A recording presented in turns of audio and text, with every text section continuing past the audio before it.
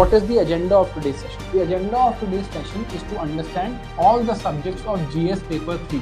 These 3 subjects that appear in the prelims a lot. अगर आपको कोई कह रहा है कि रट के आगे बढ़ जाओ, तो रट के आगे बढ़ने वाला एग्जाम ये नहीं है. You have to understand every concept in the way it has to be understood. Why means is very difficult. Means की preparation prelims और means के बीच में नहीं होती है, prelims से पहले होती है. मैं आपको एक confidence से बता सकता हूँ कि इतने questions नहीं hit होते हैं notes से normally. The idea here is to deliver and tell you about GS3 in detail. अभी तक आपके जो सेशंस हुए हैं, एक मेरे साथ, एक वरुण सर के साथ, एक मुदत सर के साथ, तो we've had these sessions and I hope you understand that by now you understand the broad principles that are required to put your best foot forward in this exam. Now we will go subject by subject, and I have also planned that within this week we will try and finish the beginners kit as much as possible. हम try करेंगे कि इस week में ही आपके maximum sessions complete हो जाएं, because see there is no reason for us to unnecessarily delay our decision making, right? And I'll tell you what I mean by that. देखो यार, it always helps to start early. I'll tell you when I started, for example, I was in college at that time, and I was in Maulana Azad Medical College in 2019. Towards the end of 2018, I had started. Although I knew कि मैं 2021 से पहले eligible नहीं होऊंगा to give the attempt, even then I started in 2018-19 simply because that early start helps us a lot. It does not mean it's late to start, but अगर आप 2026 की बात करो, the latest you can start for 2026 is May, June, I would say. May, June के बाद, if you are starting from scratch, I don't think 2026 remains an achievable target, considering all the things that we have to read here, right? So the latest we can start is May, June, and the earlier you start, right, the better it is, because obviously you get more time. देखो, अगर आप इस beginners kit में सब कुछ समझ लो, you ingrain all the principles that we tell you, even then it would take you 2-3 months to understand the exam. Just to understand the exam, आपकी actual पढ़ाई 2-3 महीने बाद ही शुरू होगी. I mean, of course, you would start studying, but to understand what is required, it takes a long time. So the earlier we start, the better it is.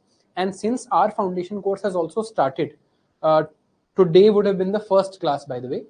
कल हमारा पहला orientation session था of polity. Since it has also started, if we also thought that it's better that you guys make your decisions soon, so that at least people who want to start early can start early. Now, of course, all of you or most of you would be waiting for us to conclude this beginners kit so you understand कि क्या चल रहा है.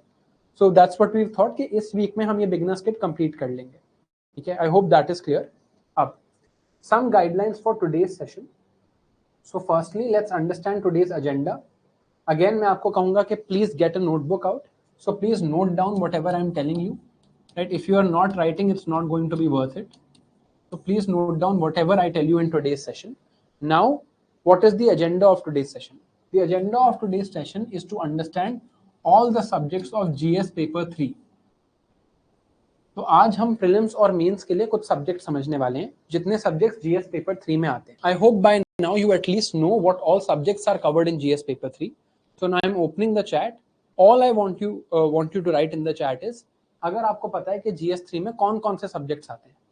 6 subject हैं, मुझे 6 के नाम chat में चाहिए. मैं लिख देता हूं. अब let me now write. There are total of 6 subjects that appear in GS paper 3. These subjects, आज हम इन्हीं पे डिस्कशन करने वाले हैं. These are economy, agriculture. These are also the subjects that I will be teaching you here in case you decide to continue here. Economy, agriculture, science and technology, environment, disaster management, and internal security of the country. Right. अब मैंने last time आपको थोड़ा बहुत homework दिया था. Out of these subjects there are 3 subjects that also come in the prelims as a major subject. ऐसा नहीं है कि सिक्योरिटी का कभी प्रीलिम्स में आज तक क्वेश्चन नहीं आया, या एग्रीकल्चर भी कभी कभी प्रीलिम्स में आ जाता है, but mainly there are these 3 subjects, economy, science and technology and environment. These 3 subjects that appear in the prelims a lot. ठीक है. तो आज हम क्या समझने वाले हैं, हम इन 6 के 6 सब्जेक्ट्स को पढ़ने की स्ट्रैटेजी समझने वाले हैं. So the way we'll go about today is, first we'll understand economy, science and tech and environment from the prelims perspective. ठीक है. Then we'll understand each of these subjects from GS3 mains perspective. तो आज हम क्या करने वाले हैं? First we'll discuss these three subjects that are marked in yellow. We'll discuss these three subjects from prelims perspective. कि prelims में ये जो तीन सब्जेक्ट आते हैं इनको प्रीलिम्स के लिए कैसे पढ़ा जाता है. Then we'll understand all of these 6 subjects from the mains perspective, and I'll also show you some questions, some analysis, and some of the notes that we use here to study these subjects. And आपके जो भी questions होंगे, I sort of understand what sort of doubts you would have कि अच्छा कहाँ से prepare करना है, कौन सी book पढ़नी है, etc. etc. We'll answer that also. ठीक है. तो this is the format in which it is going to go. तो हमें काफी चीजें cover करनी है. So we actually have 9 things to cover today.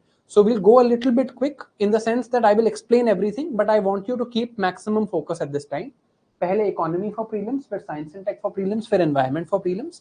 Then we'll go to GS3 for mains in the same order.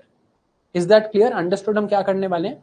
And यार ideally I would have expected, जैसे विनायक ने international relations लिखा है, international relations GS3 में नहीं आता.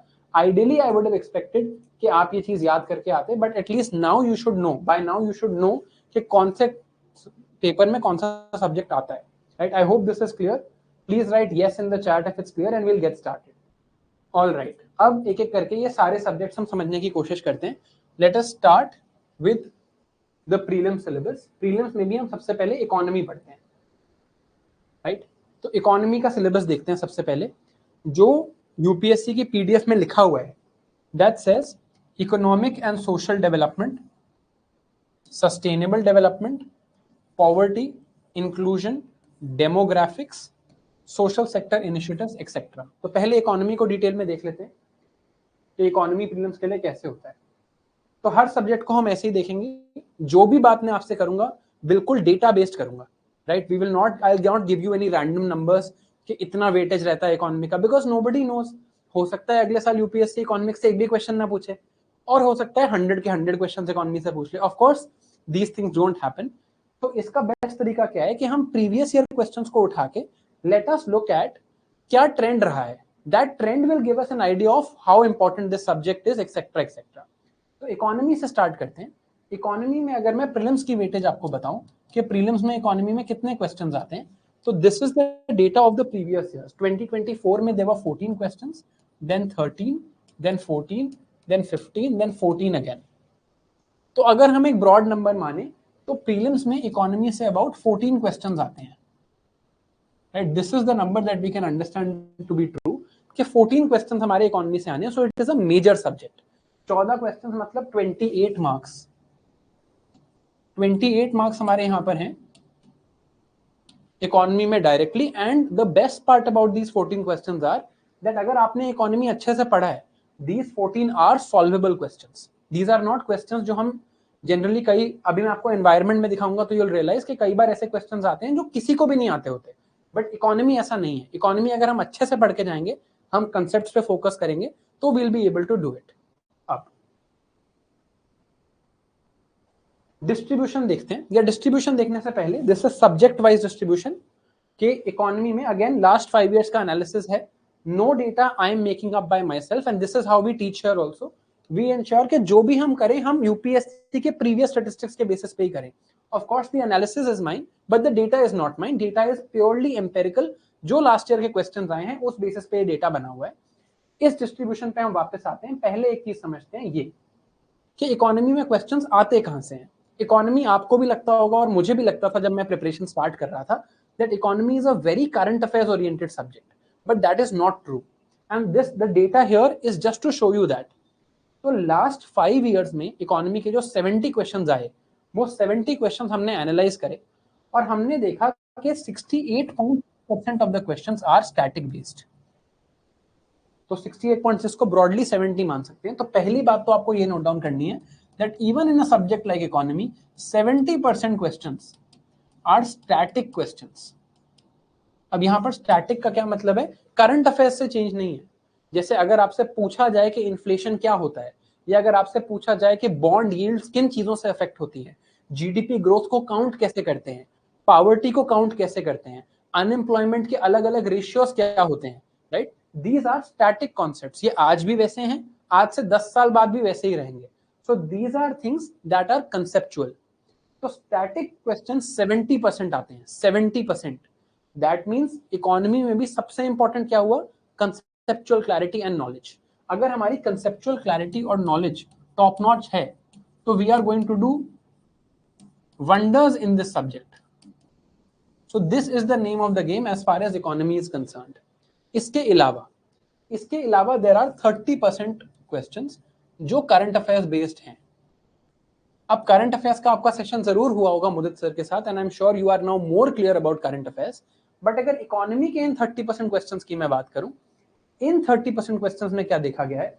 That about 14% are coming from the budget and economic survey. Budget तो आपने सुना ही होगा क्या होता है. Economic survey is released 1 day before the budget by the government.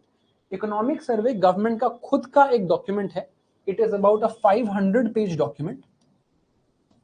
इस 500 पेज डॉक्यूमेंट में गवर्नमेंट ने ये बताया होता है that last year in our economy what are the things that happened. तो बजट जो गवर्नमेंट जो हमारी honourable finance minister budget present करती है पार्लियामेंट को, and the economic survey, these two things contribute 14% of the questions of current affairs also, and the remaining 16% they would come from other parts of current affairs such as newspapers etc.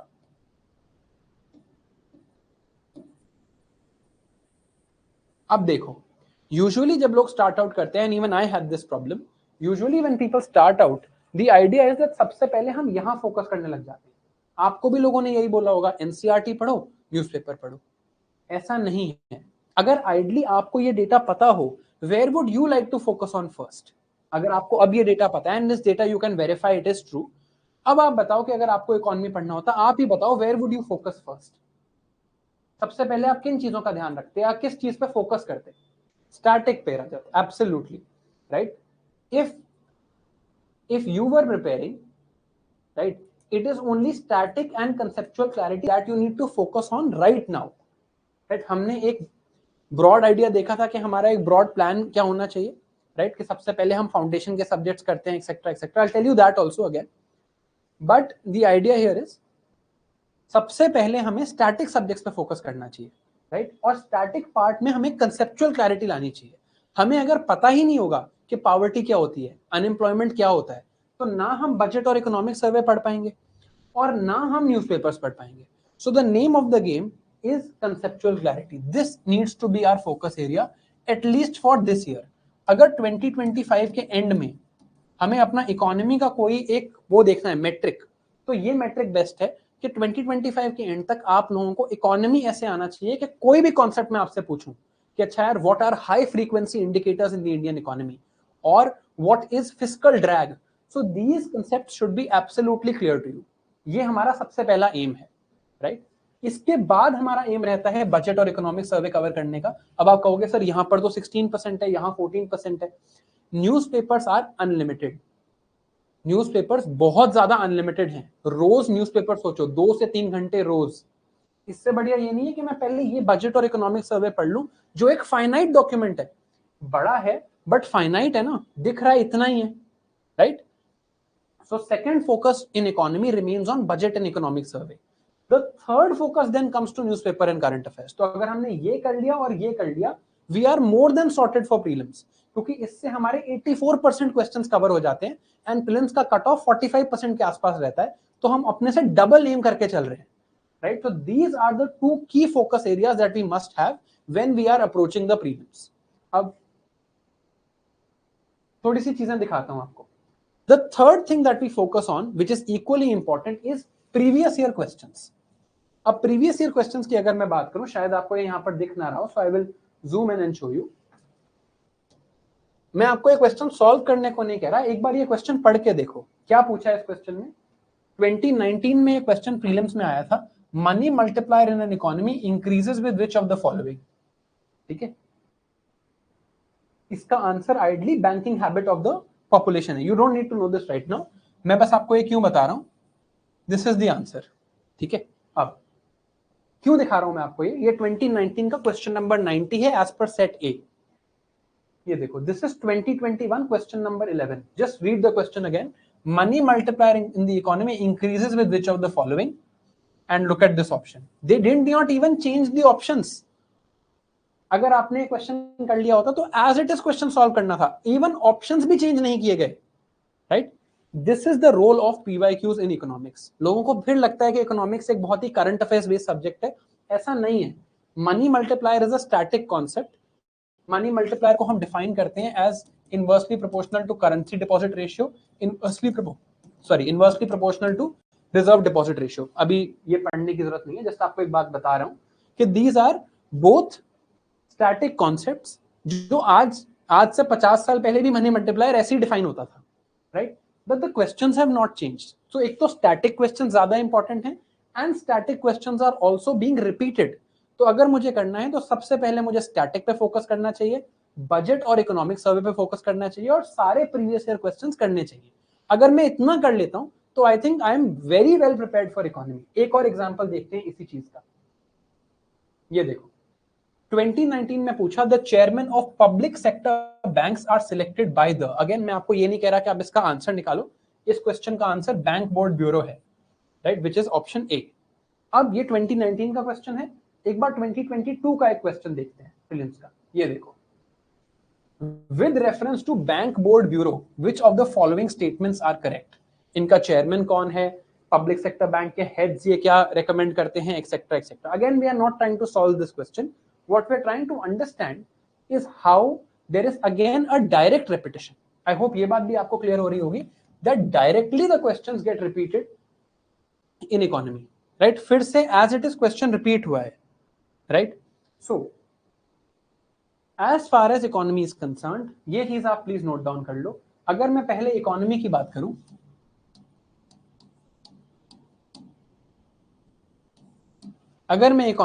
करूं, आई need to understand कि क्या कहानी है. मेरा सबसे पहला focus है on static concepts. Second focus होना चाहिए on budget and economic survey. इन्हीं के साथ में यहां पे लिखता हूं that I need to focus on previous year questions. And इसके बाद अगर थोड़ी सी हिम्मत बच जाए then the focus needs to be on current affairs. नहीं तो इससे भी काम चल जाएगा, इन दोनों से भी काम चल जाएगा. So this is what I need to focus on. सबसे पहले इकोनॉमी में ये बात याद रखो and this is all data driven. अब इकोनॉमी में स्टैटिक कंसेप्ट्स का मतलब क्या होता है? What do static concepts mean? Again, क्योंकि हमने इकोनॉमिक सर्वे बजट लिखा था, एक और चीज आपको दिखा देता हूं. ये देखो, this is the document of the economic survey. ये लाइन देखो, हमें लाइन समझनी नहीं है, बस एक चीज आपको दिखा रहा हूं. क्या लिखा है यहां पे? Central banks across economies led by the federal reserve is the central bank of the USA, responded with synchronised policy rate hikes to curb inflation. I don't want you to understand the meaning of this yet, but lines पढ़ के समझ तो आ रहा है क्या लिखा है. That across the economies जो सेंट्रल बैंक्स हैं, they have synchronized way mein they have raised their policy rates to curb inflation. I don't know what policy rate is, I don't know what inflation is, but ye dekho, this is economic survey and this is the question of prelims 2023. Read the line here. In the post pandemic recent past, central banks worldwide had carried out interest rates hike. This is nothing but policy rate. अच्छा, why did they carry out policy rate hikes? To curb inflation. Second statement देखो, central bank generally assume that they have the ability to counteract rising consumer prices. Rising consumer prices is nothing but inflation via monetary policy means. So can you see the direct question that has been asked, right? अगर आप ये document पढ़ के गए होते या अगर आपको किसी ने इकोनॉमिक सर्वे पढ़ा दिया होता, there would be no doubt. And as a direct question, you could see the economic survey being repeated here, right? तो ये चीजें हमें ध्यान रखनी है that these are the most important things as far as prelims are concerned. Again, economic survey 2022-2023, उसमें ये graph आया उस economic survey में, and see what is given in this graph. तो पिछले साल का इकोनॉमिक सर्वे है, यहां पर various minerals across the world की थोड़ी प्रोडक्शन की बात की हुई है. तो यहां पर आप कोबाल्ट मेंशन किया है and largest producer that you can see in yellow here is DRC, democratic Republic of Congo. that Democratic Republic of Congo is the largest producer of cobalt, right? ये बात इकोनॉमिक सर्वे में लिखी है, ठीक है भाई। 2023 का प्रीलिम्स का क्वेश्चन देखते हैं। About 3/4 of the world's cobalt, a metal required for manufacturing batteries for electric motor vehicles, is produced by whom? The Democratic Republic of Congo. Direct repeat from economic survey. Not even a word was changed, right? And that is the role that economic survey plays in economy preparation. अब जैसे हमने conceptual clarity की बात की है, see, UPSC's job is not to test your rote learning. UPSC का काम ये नहीं है कि आप कितना अच्छा रट्टा मार सकते हो, राइट? अगर यही टेस्ट करना होता तो और बहुत लोग हैं जो एग्जाम ले सकते हैं। यूपीएससी जैसी कॉन्स्टिट्यूशनल बॉडी को एग्जाम लेने की जरूरत नहीं है। रोल यहां पर मेनली कंसेप्चुअल क्लैरिटी का है कि हमें कॉन्सेप्ट्स पता हो कि कॉन्सेप्ट्स और हमें समझ आते हैं। We don't have to mug up. अगर आपको कोई कह रहा है कि रट के आगे बढ़ जाओ, तो रट के आगे बढ़ने वाला एग्जाम ये नहीं है। You have to understand every concept in the way it has to be understood. Only then you can prosper as far as economy is concerned, especially in the prelims. अब ये इकोनॉमिक्स के लिए सबसे important slide है, ये आप please as it is note कर लो। There is nothing more important than this that I can tell you today about economics, जो यहां पे लिखा है। देखो, दिस इफेक्टिवली, दिस जो पीछे ग्राफ आपके बनाए या पीछे जो फ्लो चार्ट बनाए, this is how you are suppose to study economy whenever you are studying it. अगर आप मेरे से पढ़ते हो, यहां पर पढ़ते हो, तो this is of course the approach that I anyway follow. But अगर आप कहीं से भी पढ़ते हो, this is the approach that you need to follow because it's logical. मैं आपको लॉजिक बताता हूं। सबसे पहले we read something called microeconomics. Microeconomics is, micro economy के लिए हम माइक्रो हैं। Micro means small economics, seeing the economy from a microscope, seeing at individual people's level. How do I make my economic decisions? हम भी तो कुछ economic decisions लेते हैं। हमें अपने पैसे कहाँ खर्च करने हैं, कितने पैसे सेव करने हैं, कब क्या डिस्काउंट में खरीदना है या बिना डिस्काउंट के खरीदना है, do we have to sell something or do we have to buy something, would we like to open a business or go for a job? That is what microeconomics decides. Decisions that are taken at individual levels, the economic principles that individuals follow. That is the idea of microeconomics. That is where we start from. Microeconomics में जो सबसे important concept हम पढ़ते हैं economy, that is the demand supply graph.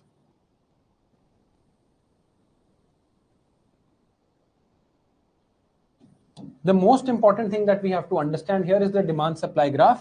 There is a graph made of the demand curve and the supply curve. पढ़ा नहीं रहा हूं आपको, मेरे को थोड़ी आदत है पढ़ाने की, पढ़ा नहीं रहा हूं आपको, but we have to understand that this is the most important thing that we have to understand first. Then these same principles that we learn here, we now apply to macro things. What is macro for the economy? The nation. So the same principles here we apply at the national level. When the same principles we apply to the national level, it becomes macroeconomics. अब हम लोग try कर रहे हैं that we enter the government. If we want to enter the government, most of the decisions that we will take are going to have some or the other economic implication. चाहे आप ministry of finance में joint secretary हो, या आप किसी district के district collector हो, या आप सुपरिंटेंडेंट ऑफ पुलिस हो, most of the decisions you are going to take are going to have an economic implication. तो अगर हम अपने सिलेबस को भी देखें, किसी भी गवर्नमेंट के अक्रॉस द वर्ल्ड, सिर्फ इंडियन गवर्नमेंट की बात नहीं है, किसी भी गवर्नमेंट के across the world there are 4 major macro economic objectives. कोई भी गवर्नमेंट ये 4 ऑब्जेक्टिव्स फुलफिल करना चाहती है. See, it is the government's job to be good parents of the economy. जैसे हमारे पेरेंट्स हमारे लिए कुछ ऑब्जेक्टिव्स रखते हैं, it is the government's job to be parents of the economy. This government has 2 children. One is called consumers. जैसे अभी आप कंज्यूमर हो, you are consuming a service, और मैं प्रोड्यूसर हूं, I am producing the service of education. अब जब मैं मान लो ये पेन खरीदने जाऊंगा, तब मैं कंज्यूमर बन जाऊंगा, और जिसने ये पेन बनाया है वो इसका प्रोड्यूसर बन जाएगा, right? So if you look at the government's job is to be good parents of the economy, and any government has 4 objectives. One, and this is also a syllabus point, low and stable rate of inflation. Inflation पे हमने एक question भी देखा था, central bank और inflation related. This is the first objective that any government will have. Second, high growth. High growth, the second objective, the economy should grow quickly. हम देखते हैं न्यूज़पेपर्स में आता है जीडीपी ग्रोथ इतनी है, etcetera etcetera. The third objective is low unemployment, बेरोजगारी को कम रखना है। And the fourth objective is equity in the distribution of income. Equity in the distribution of income means that ऐसा नहीं होना चाहिए that सारी इनकम कुछ लोगों के हाथ में ही चली गई। There should be equity, सबके पास equal, at least एक some level पे, as per their skill, there should be equal, incomes to everybody. So equity in the distribution of income. If you want to write this, I'll just give you a minute to write. अब ये चार major macro economic objectives हैं किसी भी government के, ठीक है। Low and stable rate of inflation, low unemployment, high growth, equity in the distribution of income. अब जब हम यहां पर low and stable rate of inflation पढ़ते हैं, again we are carrying over the principles of micro economics and understanding the four objectives. जब हम यहां low and stable rate of inflation पढ़ते हैं, यहीं पर हम पढ़ते हैं role of central bank and the role of money. So this is how you should read. We should read central bank and role of money here, then low unemployment. Then when we read high growth, economy में growth कराने के लिए there are two major things. One is banks. One is the stock market or the capital market. जो आज तो थोड़ी recover करी है, बट कल काफी क्रैश कर गई थी, right? Because of the tariffs that President Trump had announced. So high growth has two major pillars here, banks and capital markets. Then we read equity in the distribution of income. Here we read one of the major topics as poverty and inequality. ठीक है, तो ये हमारे main topics रहते हैं यहां पर। Now to achieve these four macro economic objectives, any government has two tools. दो ही टूल्स हैं गवर्नमेंट के पास ये चारों ऑब्जेक्टिव्स रीच करने के लिए। That is what we read next. One tool is government अपनी बजट बनाती है। हर साल आपने देखा होगा कि गवर्नमेंट बजट बनाती है। इस साल भी 1 Feb को honourable finance minister she presented the budget. This is called fiscal policy. So this is one of the tools that the government has to meet these four objectives. The other tool that the government has to meet these two objectives is what the RBI does. अब आपको लग रहा होगा RBI तो government से अलग है।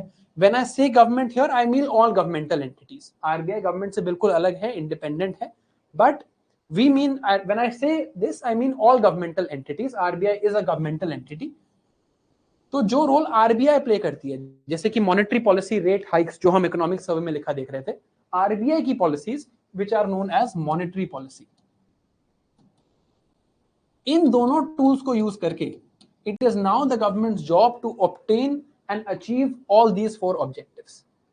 अब ऐसा तो है नहीं कि गवर्नमेंट सिर्फ अपने आप में ही ऑपरेट करती है, right? Government also has to look at other things, how the world is working. वहां से हम पढ़ते हैं something called international economics. Why do countries trade? Why is it beneficial to trade? What is a tariff? Why do countries apply tariffs? जैसे अभी आपने देखा होगा कि प्रेसिडेंट ट्रम्प जब भी टैरिफ लगाने की बात करते हैं, he says that it will bring back wealth to America. It will bring back employment to America. What is he saying? Just आपको एक थोड़ा सा हिंट देता हूं कि वो क्यों ऐसी बात कह रहे हैं। When you apply a tariff, जैसे यहां पर let's say this is USA. USA ने जब टैरिफ लगाया तो USA क्या कह रहा है कि let's say इंडिया में एक चॉकलेट 100 रुपीज की बनती है। यूएसए में एक चॉकलेट, अभी हम डॉलर और रुपीस को इग्नोर करते हैं समझने के लिए, यूएसए में वो चॉकलेट 120 रुपीस की बनती है। तो अभी अगर आप लोग यूएसए में रहते होते तो which chocolate would you want to buy? India वाली चॉकलेट एक तरफ मार्केट में, दोनों सेम है, the quality is the exact same. अगर एग्जैक्ट सेम क्वालिटी की आपको एक 120 रुपीस की चीज दिखे और एक 100 रुपीस की चीज दिखे, all of us in rational decision making would by the 100 rupees thing. तो मैं यूएस में हूं, लेकिन इंडिया से इंपोर्टेड चॉकलेट खरीदता हूं, क्योंकि इंडिया से जो इंपोर्टेड चॉकलेट आती है वो 100 रुपीज की आती है, और यूएसए में जो कोई बनाता है वो 120 रुपीज का बनाता है. What is President Trump saying? He is saying that I will put a 26% tariff on India. So he is saying that when an Indian good crosses the boundary and enters India, मैं उस पे एक tax लगा दूंगा of 26%. जब मैं उस पे 26% का टैक्स लगा दूंगा, एक टैरिफ लगा दूंगा, what is going to happen? This chocolate will now cost 126 rupees in the US. India को ये टैरिफ नहीं भरना है. India is not going to pay this tariff. American consumers are going to pay this tariff. But अब बताओ, अब आप एक अमेरिकन हो, एक इंडिया से आई हुई चॉकलेट 126 रुपीज की है और एक अमेरिकन चॉकलेट 120 रुपीज की है, दोनों एग्जैक्टली सेम है. अब कौन सी खरीदोगे? अब obviously this is the chocolate that you would want to bye.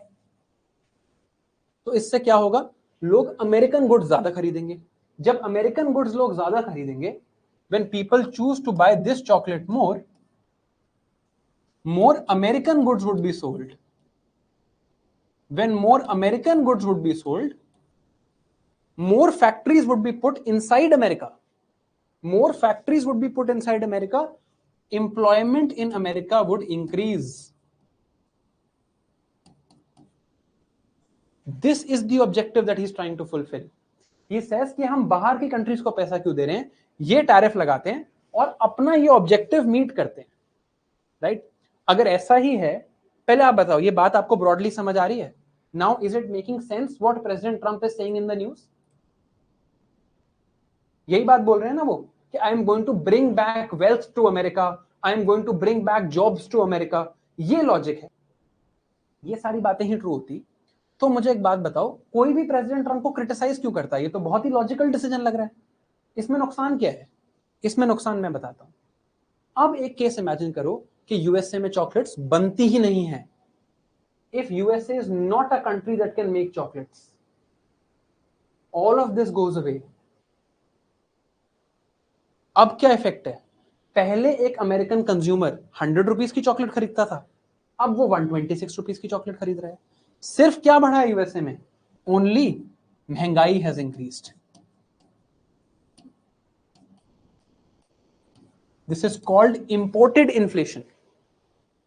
Prices of goods in the US would become more expensive, and that's it. No other effect. तो जहां पर आप कुछ प्रोड्यूस करते हो वहां तो फिर भी it would make sense, but मान लो आप वो गुड प्रोड्यूस ही नहीं करते हो, तो प्रेसिडेंट ट्रम्प इज होपिंग कि इतनी इन्फ्लेशन हो जाएगी कि अमेरिकन अब खुद ही अपनी फैक्ट्रीज लगा के चॉकलेट्स बनाने लगेंगे, और जब वो चॉकलेट्स बनाएंगे तब वो 126 रुपीज से कम कॉस्ट करेंगी, तब लोग उनको खरीदेंगे, और जब लोग उनको खरीदेंगे तब उन्हें प्रॉफिट आएगा, तो वो और लोगों को नौकरियां देंगे, और तब यूएसए में अनएम्प्लॉयमेंट कम होगी. Now you understand why he is being criticised. This is the problem. If you make that good, it's fine. If you don't make that good, this makes no sense. Now you are just asking your people to pay more in taxes. Right? ये बात समझ आई? अब This is what I'm trying to explain is conceptual clarity for you. ये बहुत basic level पे हमने बात की है, right? This is the basic level of conceptual clarity that we have to understand. This is what you should focus on when you are reading economy. So after you study international economics, then we study sectors of the economy. 3 sectors of the economy: primary, secondary and tertiary sector. Primary sector में agriculture and mining, secondary sector में manufacturing, tertiary sector में services. This is how you have to study economy for this exam as far as prelims is concerned. अब यही जो सारे topics हैं, इन topics की एक बार मैं आपको वेटेज दिखा देता हूं. राइट? तो क्या वेटेज है इन द लास्ट 5 years? क्या रहा है? What is been the impact? तो अगर माइक्रो और मैक्रो इकोनॉमिक्स की बात करो, जो बिल्कुल फाउंडेशनल प्रिंसिपल्स हैं, उन फाउंडेशनल प्रिंसिपल से आते हैं 5% क्वेश्चंस. ऑल्दो ये डायरेक्ट क्वेश्चंस कम आ रहे हैं, बट ये प्रिंसिपल्स बहुत इंपॉर्टेंट हैं टू अंडरस्टैंड एवरीथिंग एल्स. अब आप देखो, money and banking 23% questions, major sector. Inflation 5% questions. Employment 5% questions. International economics, जो मैं आपसे अभी टैरिफ्स की बात कर रहा था, 20% questions. Government budget and government के पास जो टूल है fiscal policy 6% questions, capital markets, stock market etcetera 20% questions, and sectors of the economy 18% questions. तो अब आपको समझ आ रहा होगा कि उसी ऑर्डर में पढ़ के these are the things that are being asked. So this is how you study economy as far as prelims is concerned.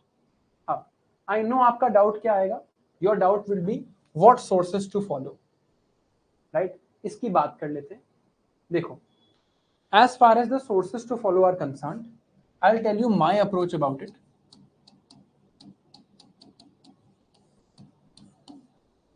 Which sources to follow for economy? देखो, if you are studying from me, don't follow anything else because I read everything that you would have to read. ठीक है, this is a guarantee. But if you are studying by yourself, आप किसी भी teacher की book पढ़ सकते हो, Mrinal sir के नोट्स पढ़ सकते हो, विवेक सिंह सर की बुक पढ़ सकते हो. You can pick any of these both these books are good.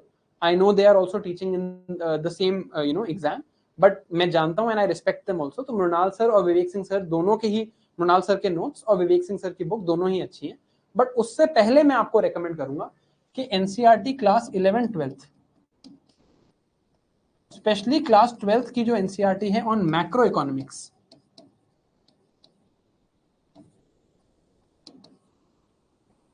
इसमें न्यूमेरिकल पार्ट आप इग्नोर कर सकते हो, बट ये मैक्रो इकोनॉमिक्स वाली बुक जरूर पढ़ें. This will give you a lot of clarity of concepts. ये पढ़ने के बाद आप वो सारी बुक्स पढ़ सकते हो.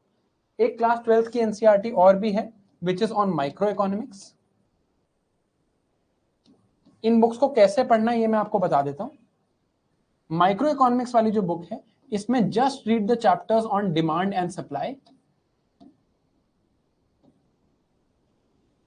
मैक्रो इकोनॉमिक्स वाली बुक आपको पूरी पढ़नी है but ignore the maths problems here.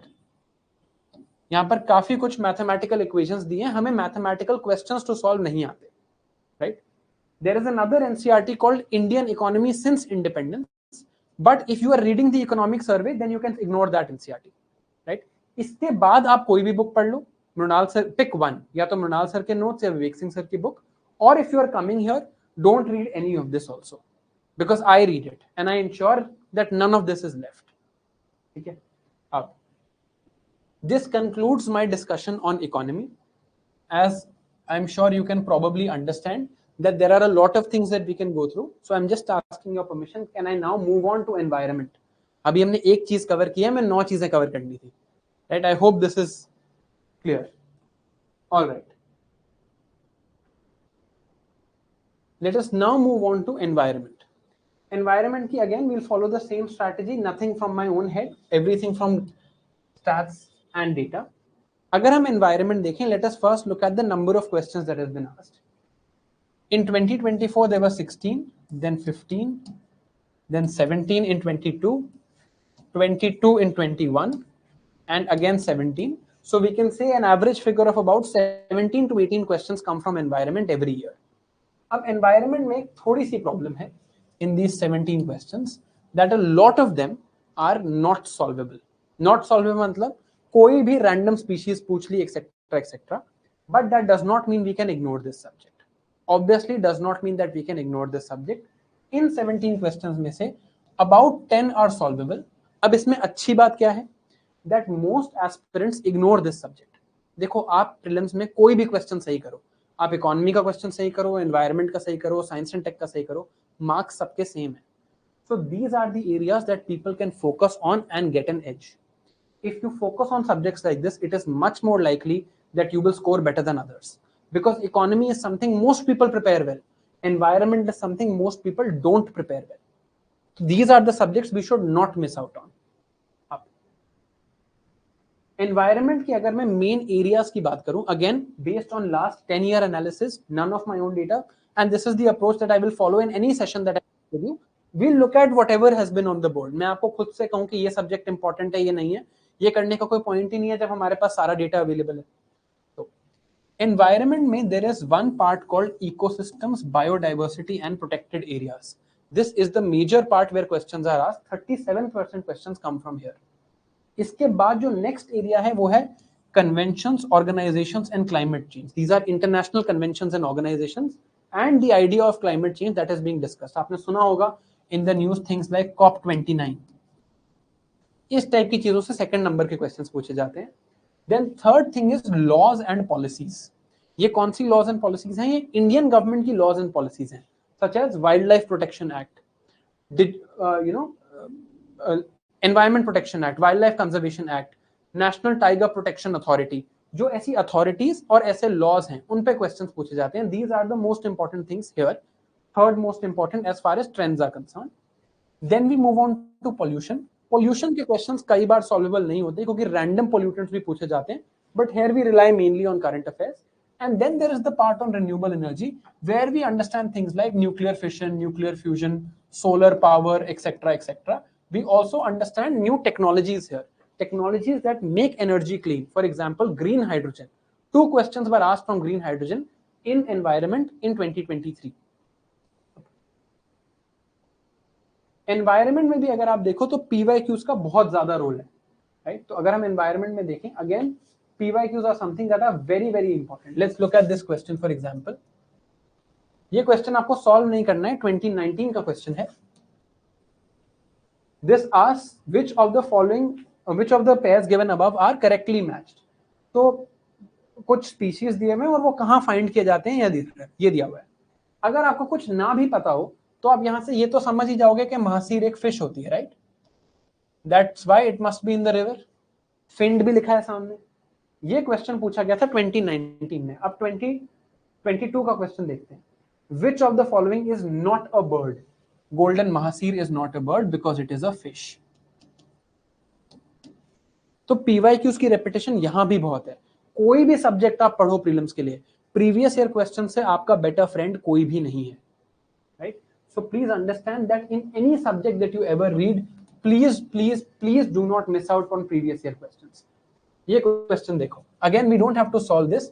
Which of the following has immensely dried up in the recent past due to human activity? Solve नहीं करते. अरल सी, ब्लैक सी, लेक बाइकाल, यहाँ पर पूछा है.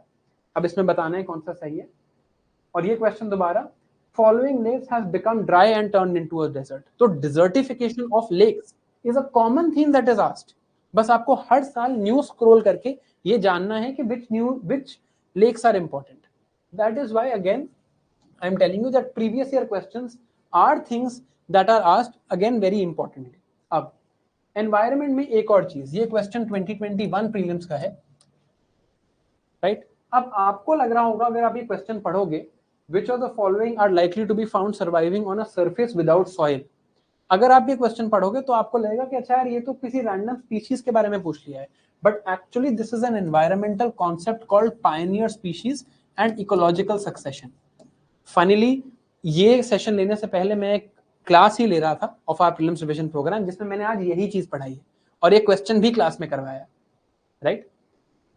एक और चीज, ये क्वेश्चन पूछा गया कि which of the following shows a unique relationship with an insect and has co-evolved with it? ये बेसिकली एक wasp fig co-evolution पे क्वेश्चन है. आपको लग रहा होगा स्पीशीज का क्वेश्चन है, but it is actually a concept called co-evolution, जिससे क्वेश्चन पूछा गया है, राइट? अब नाउ एनवायरनमेंट के लिए let me show you something. Environment के लिए if I come to the source that you have to follow, पहले एनवायरनमेंट का स्टैटिक और करंट अफेयर्स का डिवीजन देख लेते हैं. देखो एनवायरनमेंट में करंट अफेयर्स इंपॉर्टेंट है, बट अगेन 50% से ज्यादा क्वेश्चंस एनवायरनमेंट में भी स्टैटिक बेस्ड हैं. तो आपके पास एक गुड स्टैटिक सोर्स होना चाहिए एनवायरनमेंट पढ़ने के लिए, and this is where I can help you. So आज मैं आप सबको रेकमेंड करूंगा that you open your browsers. मैं आपको यहाँ करके दिखा देता हूँ. So I just open Google Chrome in front of you. You open your browser and go to my website which is drshivan.com. This is my website drshivan.com. इस website पे जब आप जाओगे तो यहां पर आप जाना एनवायरनमेंट पे, ठीक है? आप एनवायरनमेंट पे जाओगे, when you scroll down you will see all of my notes, static notes and one pager summary notes uploaded here. तो अगर आपको कोई भी बुक एनवायरनमेंट के लिए फॉलो करनी है, आप ये वाली बुक फॉलो कर सकते हो. ये बुक नहीं है, these are lecture PPTs that I have uploaded here, right? अब why should you trust these lecture PPTs? मैं तो कहूंगा ही मैं अच्छा पढ़ाता हूं, ठीक है? तो उसका कुछ देख लेते हैं उस बारे में. ये एक 2024 के प्रीलिम्स का क्वेश्चन है विच इज आस्किंग अबाउट पर फ्लोरोएल्काइल सब्सटेंसेस। इसके बारे में पूछा हुआ है। These are the notes that I am recommending to you. And ये मैं आपको बता देता हूं कि ये नोट्स एक्चुअली मेरे 2023 के कोर्स से हैं, because in 2024 I was in LBSNAA, so I was not teaching. तो 2023 के कोर्स से, एक साल पुराने साल के कोर्स से ये नोट्स हैं। You can look that direct the question has been hit from here. आगे दिखाता हूं। ये क्वेश्चन अबाउट कम्युनिटी रिजर्व्स है, राइट? ये वही नोट्स हैं जो उस वेबसाइट पे अपलोडेड है। This question is about community reserves, और ये रहा नोट्स में community and conservation reserve and the things that you have to study about it. थोड़ा और दिखाता हूं। ये है ग्रीन हाइड्रोजन पे question, right? You can see here green hydrogen. This is a screenshot from the class as well as a screenshot from the notes about green hydrogen where this question was asked. As far as environment is concerned, again, I would say that read a good static book, and I've given you that material already. अगर आप self study करना चाहते हैं, you can read it from there. If you're studying it here, I'll be the one who's going to teach you these things, so it's not going to be a problem. Static में आप ये notes follow करो. Then what we have to add is current affairs. Current affairs add करने के लिए of course there is going to be a limited thing that you can follow, right? एक level से ज्यादा आप current affairs नहीं पढ़ पाओगे। तो मैं आपको एक चीज और दिखाता हूँ। Let me show you how I approach this problem. So what we do here, and if you want, मतलब अभी आपके लिए relevant नहीं है, जब next year आपके लिए relevant होगा तो हम आपको ये दिखा सकते हैं, and you can take this from me, it's not a problem. What I do when I have to study current affairs or teach current affairs rather is we list all of the articles that have appeared either in the Hindu or in the Indian Express topic wise, right? कि biodiversity पे कौन कौन से articles आए, उन सारे articles को date के साथ हिंदू से आए हैं या इंडियन एक्सप्रेस से आए हैं, we list them all in one place, right? And then we read all of these articles and from this we create our notes, right? इसके बाद we also do an AI analysis called a heat map. So and both of these documents, if you want, I can give to you. अभी of course these are relevant for 2025. आपको ये articles पढ़ने की जरूरत नहीं है. But again, अब इतने सारे articles आए हैं, तो कौन से ज्यादा important है? So we do a frequency analysis heat map. That अच्छा 25 बार tigers पे articles आए हैं, तो tigers इस बार बहुत important है, right? डॉल्फिन्स पे 5 बार आर्टिकल आया है, ऑलिव रिडली टर्टल्स पे 4 बार आर्टिकल्स आए, बट घड़ियाल पे एक ही बार आया, तो घड़ियाल उतना इंपॉर्टेंट नहीं है। चीता पे 13 टाइम्स आर्टिकल आए, तो चीता काफी इंपॉर्टेंट है। This is a heat map analysis of all the articles and this is a list of all the articles. Whenever you are studying for next year, the year after that, I am also here, you are also here. I would be happy to share these with you and a summary of these with you also. अगर आपको खुद से पढ़ना है, no sort of support that you want would be denied or anything that you need would not be given to you. आप ये पूरे as it is मेरे से ले सकते हो, and you also can take the heat map from me. I'll be preparing this for every year, right? So even this should not be a problem, right? तो environment को लेके हमें क्या समझ आया? That for static we have to first understand. किसी भी subject को समझने के लिए directly current affairs पे जाएंगे तो वैसे ही समझ नहीं आएगा, but we first have to understand static, then we have to go to current affairs, and current affairs भी देखने का एक particular तरीका है, right? अगर हम कोई मैगजीन या बुक पढ़ेंगे, आप देखोगे कि उनमें हिट रेट बहुत कम रहता है। It's always better, and sure Mudit sir also told you this, it's always better to read from the newspapers perspective, और उसमें भी आप रोज निकालो, आर्टिकल छांटो कि अच्छा एनवायरनमेंट क्या है, उसके अलग से नोट्स बनाओ। उससे बेटर है कि मैं आपको एक जगह पर सारे आर्टिकल्स, उनकी फ्रीक्वेंसी और उनके इंपॉर्टेंट टॉपिक्स लिख के दे दूं। And this is my promise to you, I am doing it this year also, I will be doing the same thing next year also. Broadly is the idea of environment clear? All right, चलिए आगे चलते हैं। Let us now move on to the next subject, which is my personal favorite subject also because I am myself a doctor, which is science and technology. ठीक है, अब science and tech पे आते हैं। We'll continue with the same format. We'll try to understand the weightage first. तो अगर हम weightage देखें science and technology की, तो every year, if you remove this 1 year of 2022 when there were 14 questions, the normal average comes out to be 10 questions. Again, science and tech is a subject that most people ignore, and most people will ignore this subject, not study it properly, because लोगों को लगता है current affairs पढ़ के हो जाएगा, right. ये बहुत बड़ी मिसकंसेप्शन है और मार्केट में आपको कई लोग ऐसी बात करते मिलेंगे कि करंट अफेयर्स पढ़ के साइंस एंड टेक्नोलॉजी हो जाता है। तो let's solve for this also, right. इसमें भी हम एक बार ये देख लेते हैं कि किस टाइप के क्वेश्चंस आते हैं, और करंट अफेयर्स नहीं है साइंस एंड टेक, ये भी मैं आपको अभी प्रूव करूंगा। These are the major areas of science and tech where questions come from. सबसे ज्यादा क्वेश्चंस आपके बायोटेक्नोलॉजी और हेल्थ के एरिया से आते हैं, that is 40% of the questions that are there, right. इसके बाद जो सेकंड मोस्ट इंपॉर्टेंट एरिया है वो है स्पेस एंड डिफेंस टेक्नोलॉजी। यहां पर आपके 16.4% क्वेश्चंस आए हैं इन द लास्ट 5 years। इससे ही रिलेटेड एक और एरिया है called emerging technologies. Emerging technologies में क्या आता है, things like AI, 4D printing, 3D printing, etc., etc. These are things that are asked in emerging technologies. Then we move on to quantum computing and nanotechnology. This is a less important area. About 7% questions come from here. And then whatever miscellaneous subjects are left, कुछ miscellaneous चीजें यहाँ पर हैं जैसे कि intellectual property rights, etc. Right? तो ये broadly एक distribution है इस subject का। अब देखो, science and tech may be again there is a huge role of previous year questions to be understood। क्या रोल है ये देखो, सॉल्व करने को नहीं बोलूंगा, but look at this question from 2021, which of the above can be cultured in an artificial or synthetic medium। इसका answer 1 और 2 है, because viruses cannot be cultured in an artificial medium, right। ये 2021 का question है। इससे एक related question मैं आपको दिखाता हूं। 2013 का क्वेश्चन था और सेकंड ऑप्शन देखो, virus can be cultured in any synthetic medium. ये स्टेटमेंट ऑब्वियसली रॉन्ग है और यही चीज एज इट इज दोबारा पूछ ली गई है पेपर में। So even in a subject that people think is about current affairs, a direct repetition of concepts is being seen।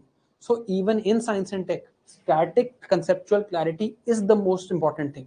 आपको करंट अफेयर्स भी तभी समझ आएंगे जब आप ये स्टैटिक कंसेप्चुअल क्लैरिटी समझ लोगे। Let me show you some other questions. ये देखो, 2018 में क्वेश्चन पूछा गया about these 3 technologies and match the following था। यहां पर क्रिस्पर कैस9 वाला ऑप्शन देखो। CRISPR Cas9 is a genetic editing molecular scissors tool. Particle physics is wrong here, right. अब क्रिस्पर कैस9 पर 2018 में क्वेश्चन था और ये देखो 2019 में क्या पूछा, what is Cas9 protein, molecular scissors, gene editing. Direct answer is also given. So again even in this paper, अब कहने को तो करंट अफेयर्स रिलेटेड है, but even in this paper a lot of previous year questions are getting repeated। ये देखो, this question is about mitochondrial diseases। mitochondrial diseases में पूछा हुआ, 2021 का क्वेश्चन है, that how can we prevent passing on of mitochondrial diseases। mitochondrial diseases prevent करने के लिए 2 टेक्नोलॉजीज होती हैं, one is called pronuclear transfer and one is called maternal spindle transfer। अब ये मैं आपको क्यों बता रहा हूं, ये मैं आपको इसलिए बता रहा हूं because look at this question, before or after fertilization। before fertilization we do something called maternal spindle transfer, after fertilization we do pronuclear transfer। अब ये क्यों इंपॉर्टेंट है भाई, क्योंकि 2020 में ही एक क्वेश्चन पूछा था कॉल्ड प्रोन्यूक्लियर ट्रांसफर और डायरेक्टली वही चीज पूछी थी। And look at this, prevention of mitochondrial diseases. So questions get repeated very very often, right. very very often questions do get repeated। अब साइंस एंड टेक्नोलॉजी में आपको क्या करने की जरूरत है, again I would request you to open your browsers and go to science and tech. Science and tech में भी जो भी कोर्सेज मैंने पढ़ाए हैं इन 2023, उनके सारे नोट्स के जो भी स्टैटिक एप्लीकेशन की चीजें हैं वो यहां पर दी हुई हैं। One more thing for you and one thing that आपको बस मैं दिखाना चाहता था फॉर योर बेनिफिट। तो अगर आप YouTube पे जाके सारथी आईएएस के चैनल पे जाके साइंस एंड टेक सर्च करोगे, 1 second, if you just go to Saarthi IAS and you search science and tech,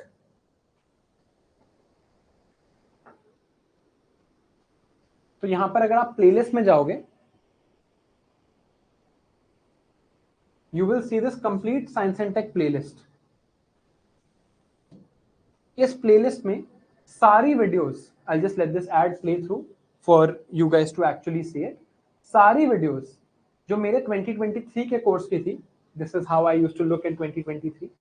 यहाँ पर ये सारी videos of my 2023 course are available for you to watch, at least for understanding static concepts that have not changed over time. You can watch from here. अगर आप यहाँ पढ़ रहे हो तो कोई दिक्कत ही नहीं है. Then I will be the one who is teaching you science and tech. अब अगेन मैं तो कहूंगा ही कि मैं अच्छा पढ़ाता हूँ, राइट? तो आप मेरी बात क्यों मानो? तो late me show you a little bit of evidence for that. अब अगेन ये 2023 का कोर्स है, जिससे पहला क्वेश्चन जो डायरेक्ट 2024 में हिट हुआ है is in front of you. Generations of fighter jets. Again 2023 के कोर्स से 2024 में क्वेश्चन आ रहे हैं. इसका मतलब करंट अफेयर्स का उतना रोल तो नहीं है साइंस एंड टेक में. तो यहां पर भी स्टैटिक चीजें हमें फोकस करनी है. Question number 2, question number 3, and there are more here which probably the team has not added.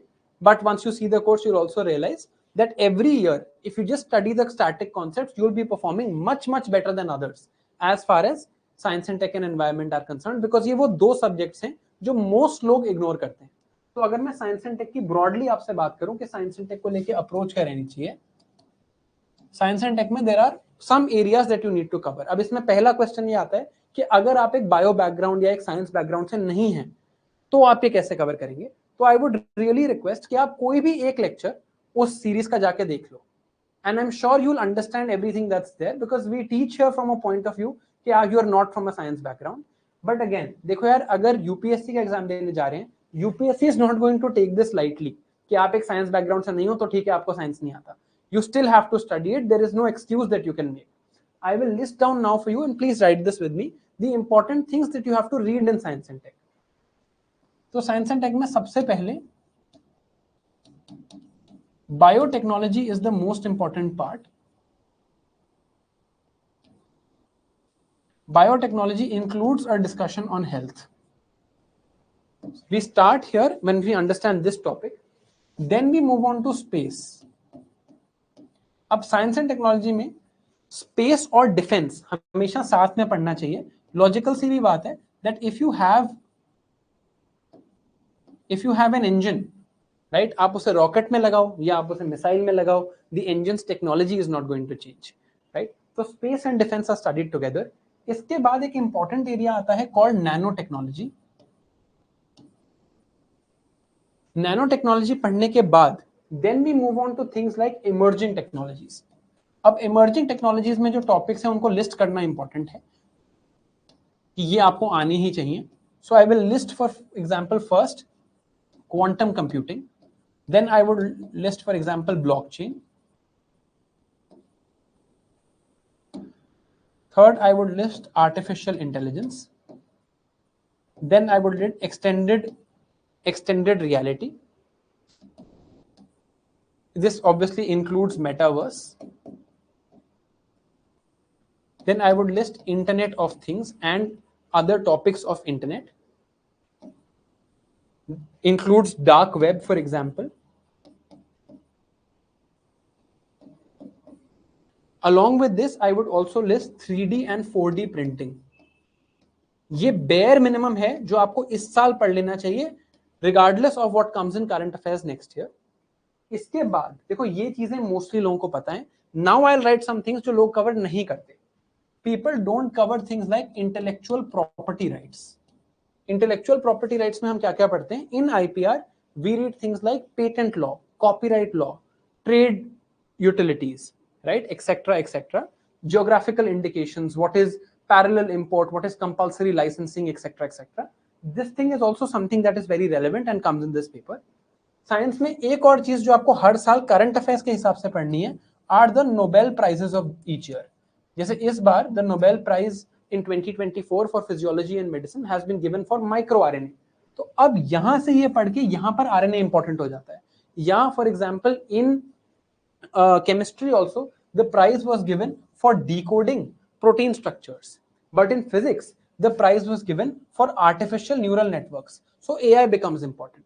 So these are also things that you need to keep in mind, and this is how current affairs guides your static preparation, right? So these are the things that you have to keep in mind as far as science and tech is concerned.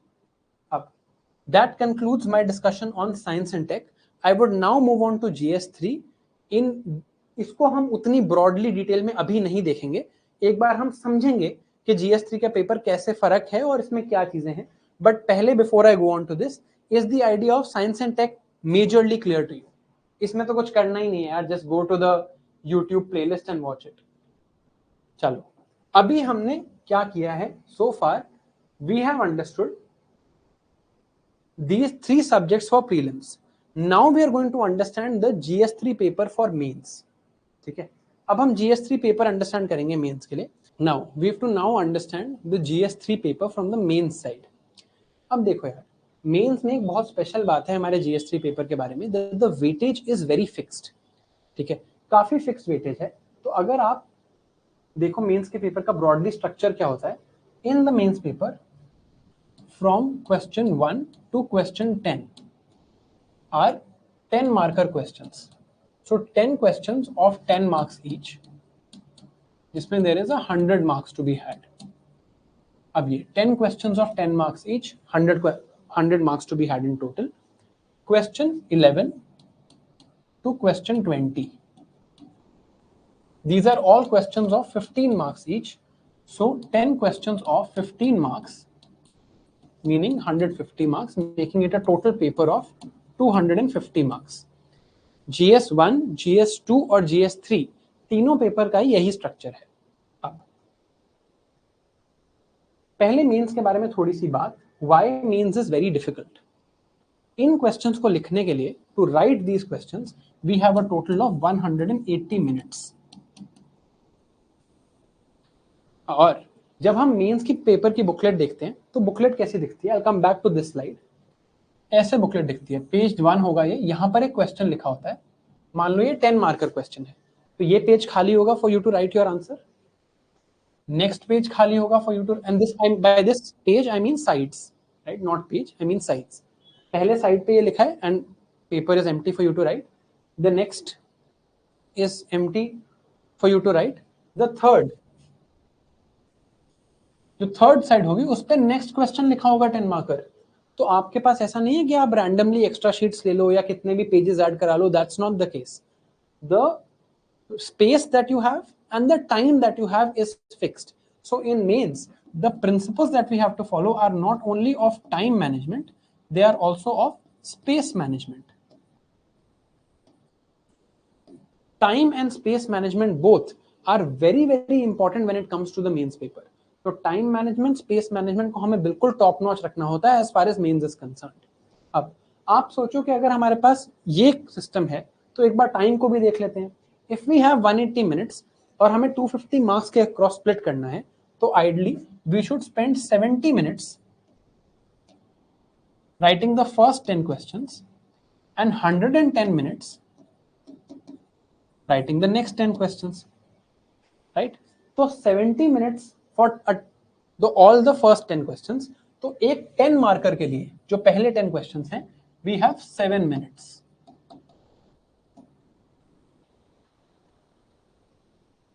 एक 15 marker के लिए we have 110 minutes in total for 10 questions. So 115 marker, we have 11 minutes to write.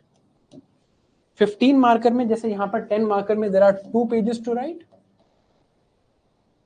In a 15 marker there are 3 pages to write. तो ऐसे ही paper होता है. पहले 10 questions ऐसे होते हैं, फिर जब 15 मार्कर होगा तो 3 पेज खाली होंगे, फिर 4th पेज पे क्वेश्चन लिखा होगा, right?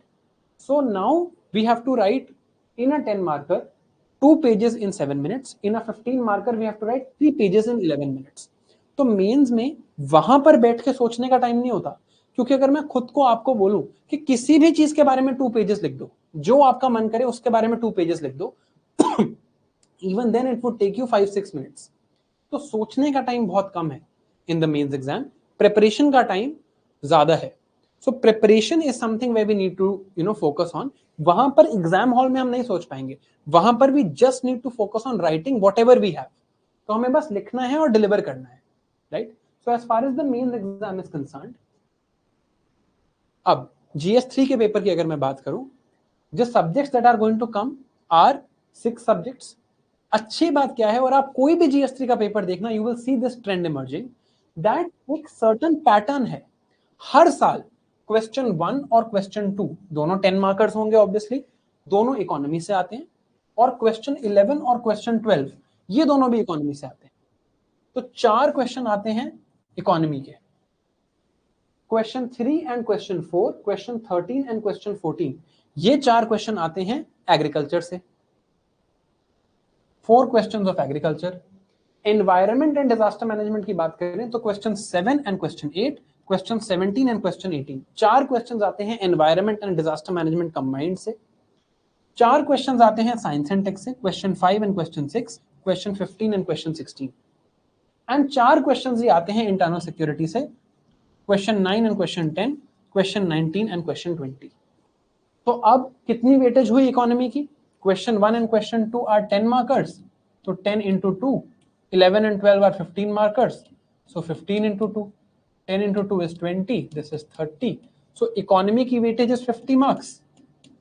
एग्रीकल्चर सेम, ये दोनों 10 मार्कर, ये दोनों 15 मार्कर, ये भी 50 मार्क्स, 10 मार्कर 15 मार्कर, ये भी 50 marks. Science and tech similar, 10 markers 15 markers, ये भी 50 marks. 10 markers of security, 15 markers of security, ये भी 50 मार्क्स। तो पांचों इक्वली डिवाइडेड हैं, so don't need to give extra time to anyone, don't need to give less time to anyone. GS3 की अगर हम बात करें, पांचों चीजें, environment and disaster management of course is clubbed. आप कोई भी जीएस3 का पेपर पिछले 10 सालों का उठा के देख लो, this will be the trend, और ये ऐसे ही बनाया गया है, and it's very good for us that we know how it's going to happen, right. तो पहली चीज तो हमें ये समझनी है that all areas need to be focused on well. अब सब्जेक्ट बाय सब्जेक्ट चलते हैं। पहले हम देखते हैं इंटरनल सिक्योरिटी। हम उल्टा शुरू कर रहे हैं, इंटरनल सिक्योरिटी से स्टार्ट करते हैं। इंटरनल सिक्योरिटी का सिलेबस ये लिखा है, this is again from that syllabus PDF that I told you to read, right. आपको याद होगा फर्स्ट सेशन में मैंने आपको ये होमवर्क दिया था। एक बार हम खुद से एक बार सिलेबस पढ़ लेते हैं, जितने लोगों ने होमवर्क नहीं भी किया उनके लिए भी, at least will read the syllabus by ourselves to understand what the paper is. GS3 mains में हम उतने डिटेल में नहीं जाएंगे, we'll just try and understand broadly what the paper is asking us. ठीक है, all right. Role of external state and non-state actors in creating challenges to internal security. External state actors कौन है which are creating challenges to internal security? Pakistan, China, Myanmar, Bangladesh, etc. And non-state actors कौन होते हैं? Terrorist groups, left-wing extremists, etc. Then challenges to internal security through communication networks. Communication networks में क्या है? Things like media, social media etcetera. Media and social networking sites and security challenges, ठीक है। Then basics of cyber security. Cyber security में क्या आता है? We have to understand India strategy, what is a Trojan horse और what is a distributed denial of services attack etcetera etcetera, what is data protection, money laundering and its prevention, security challenges and there management in border areas. तो border management, India Pakistan का border कैसे manage करता है, China का border कैसे manage करता है, बांग्लादेश का, म्यांमार का बॉर्डर कैसे मैनेज करता है। Linkages of organised crime and terrorism. What is organised crime? Organised crime is thing like drug trafficking, human trafficking, इनका टेरर ग्रुप्स के साथ कैसे लिंकेज है। Various security forces and agencies and their mandate. ITBP का क्या काम है, CAPF का क्या काम है, नेशनल सिक्योरिटी गार्ड का क्या काम है। इसमें एक और टॉपिक है, it's in the screenshot is missing that, which is linkages between development and spread of extremism. Linkages between development and spread of extremism. अब यहां पर in linkages between development, I hope everything is fine, आपको समझ आ रहा है? या linkages between development and spread of extremism, यहां पर क्या है? यहां पर there are 3 main topics. One is naxalism और left wing extremism. Obviously, the word Naxalism is not written in the syllabus, but this is the topic that comes. Syllabus में इतना ही लिखा है. One is the insurgency in Northeast, and one is the insurgency in Jammu and Kashmir. So this is our syllabus of internal security. अब इस internal security syllabus को अगर हम देखें और हम इसका एक PYQ analysis करें, तो I'm just showing you some of the questions that came this year in the paper. एक broadly हम एक paper देख रहे हैं, और I'll also show you where you can study internal security from. But again, since you guys are starting out, just getting a basic idea of these main subjects is fine. अभी शुरू में you should focus on the foundation subjects which are history, economy, geography and polity. ये करने के बाद we'll move on to the mains preparation, but still हमें एक idea होना चाहिए. जैसे इस साल मीन्स में पूछा describe the context and salient features of the digital personal data protection act. अब ये ऑब्वियसली साइबर सिक्योरिटी का क्वेश्चन था। Like I told you internal security में क्वेश्चन 9 और 10 होता है, तो ये क्वेश्चन 10 है again. And just showing you, I mean, just wanted to show you this also. This is directly, I just added a screenshot of my notes to show you the direct answer was also there here. So it's not a difficult nut to crack, right? आपको ये notes मैं क्यों दिखा रहा हूँ वो भी मैं आपको बताऊंगा. These are the notes I taught internal security from. The direct answer features of DPDP Act are written here, right? अच्छा, let's look at the next question.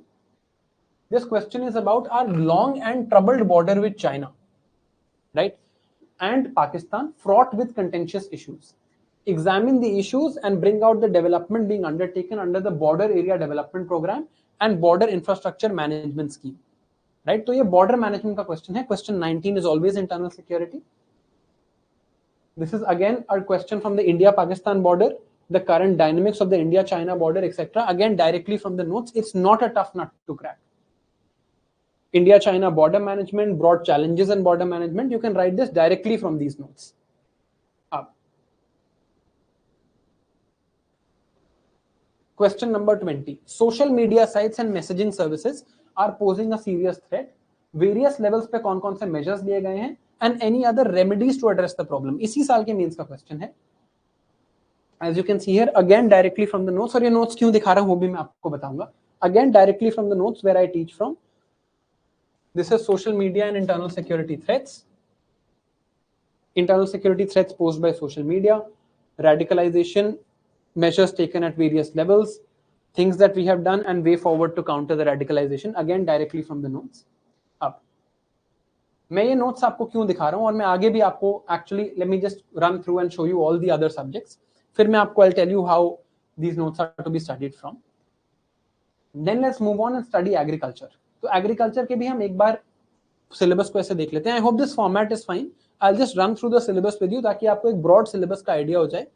And I will also show you the questions and how they are actually crackable. And I will also show you where to get these notes. Is that okay? Because I feel एक level के like more than a lot of information happening at once becomes slightly challenging. Agriculture में let's read the syllabus first. Major crops and cropping patterns in various parts of the country. Different types of irrigation systems. तो water के ऊपर भी questions आते हैं. Storage, transport and marketing of agricultural produce. Issues and related constraints. E-technology in the aid of farmers. So cropping patterns, water and basically irrigation systems, agricultural produce की marketing, storage, transport, logistics, and e-technology in the aid of farmers. Then issues related to direct and indirect farm subsidies and minimum support prices. आप देखते होंगे कि farmers कई बार MSP के लिए protest कर रहे होते हैं, तो वो भी हमारे syllabus में है. Then public distribution system, जो हमारा ration cards का system है, उसके objectives, functioning, limitations, revamping, issues of buffer stocks and food security. India कैसे ensure करता है कि its food reaches all the corners of the country. Technology missions and economics of animal rearing, यानी कि animal husbandry.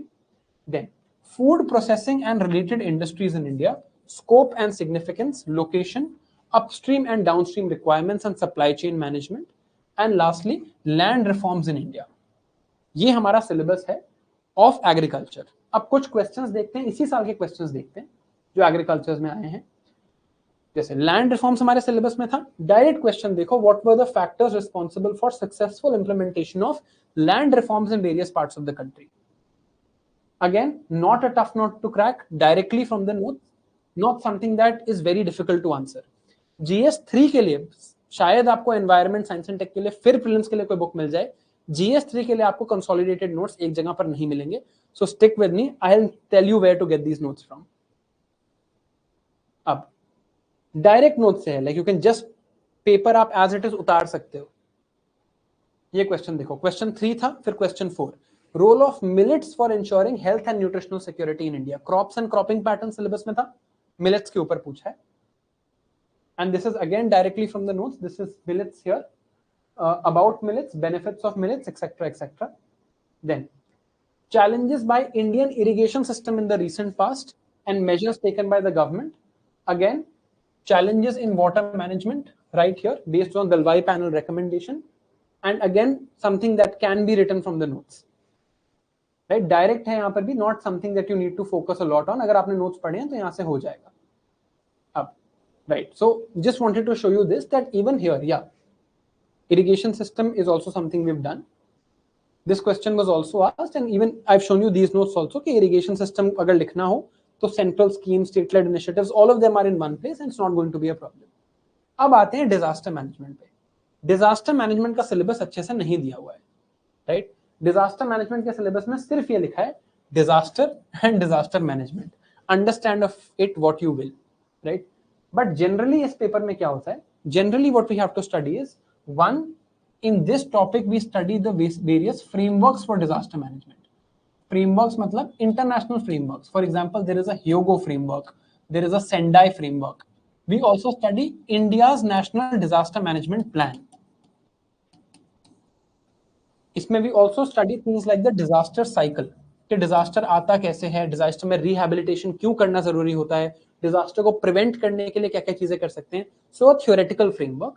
Disaster management में we study specific disasters. Specific disasters इसमें क्या पढ़ते हैं हम कि अच्छा earthquake क्या होता है, how do we manage a cyclone, how do we manage a tsunami, etc etc. अब disaster management के कुछ questions देखते हैं. देखो, like I told you, frameworks are important. So this question in disaster management came on Sendai framework for disaster risk reduction. वो framework वाले level पे ये पूछा गया था, what is disaster resilience, how is it determined, and this framework. Again something that was directly in the notes, don't need to go anywhere else. ये notes as it is पढ़ के आप ये आंसर लिख सकते हैं. Then flooding in urban areas is an emerging climate induced disaster. तो यहाँ पर जो specific disaster पूछा उन्होंने last year was the disaster of urban floods.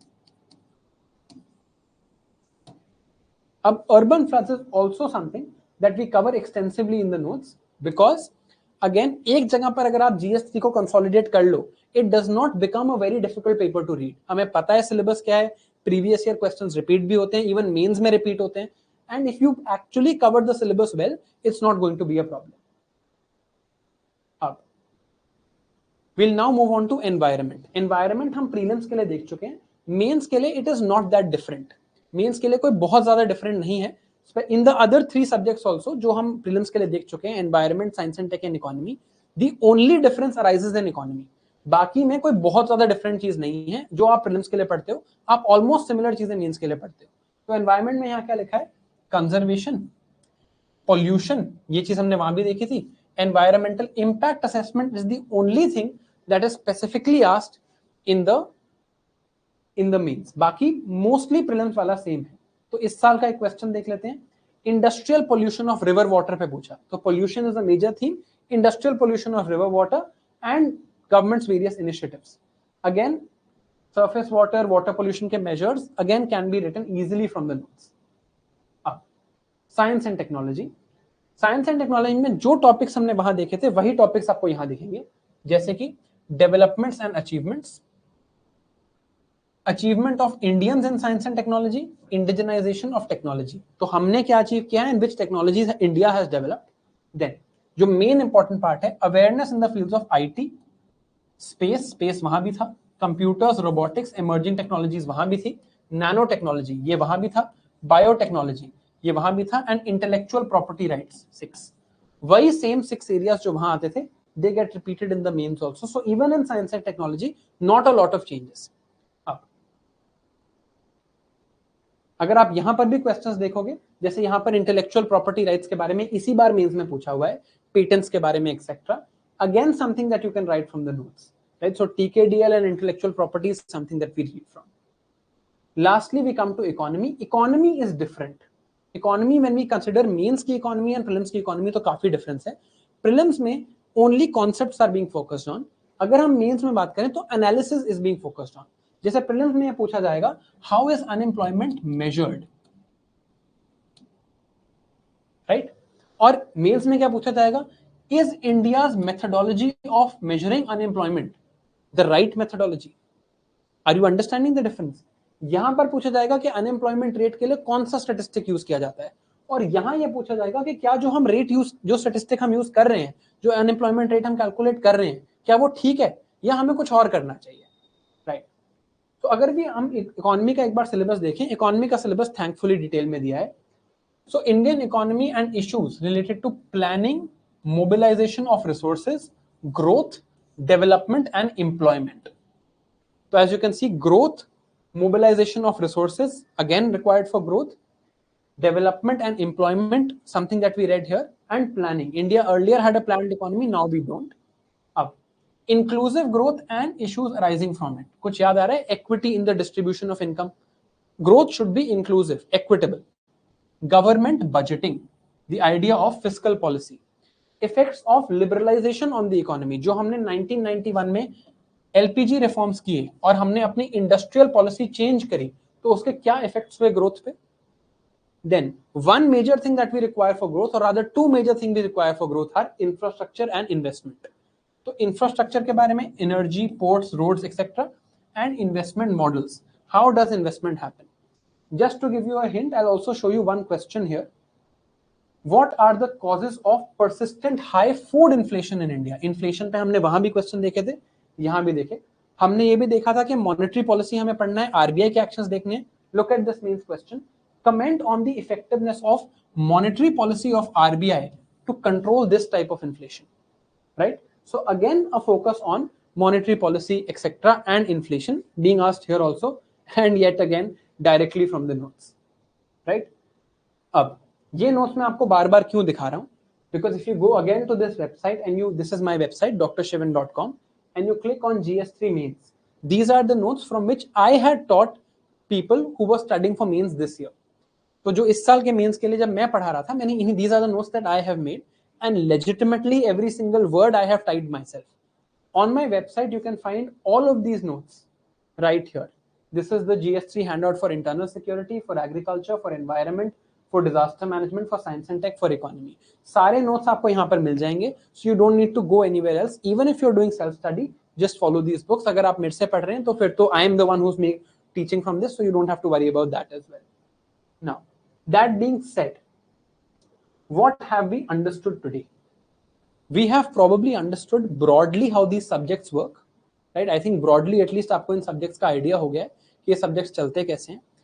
In your starting phase, ignore the main subject for at least the first 5-6 months.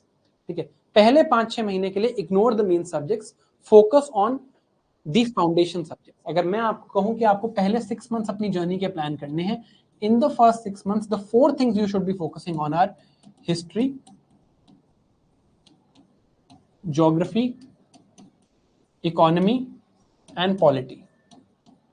पहले इन्हीं चीजों पे फोकस करना है. इसलिए even in this session I gave most time to economy because this is something you start with, then you prepare for mains. और mains की preparation prelims और मेंस के बीच में नहीं होती है, प्रीलिम्स से पहले होती है, बिकॉज प्रीलिम्स और मेंस के बीच में हार्डली 80-90 डेज होते हैं. उस टाइम पे आपको आंसर राइटिंग और टेस्ट देने होते हैं.